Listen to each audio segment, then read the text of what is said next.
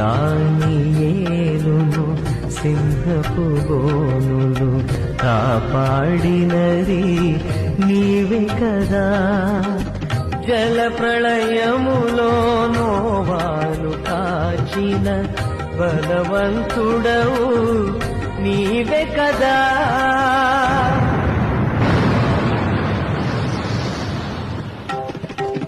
జల ప్రళయములో నోవాను కాచిన బలవంతుడవు నీవే కదా.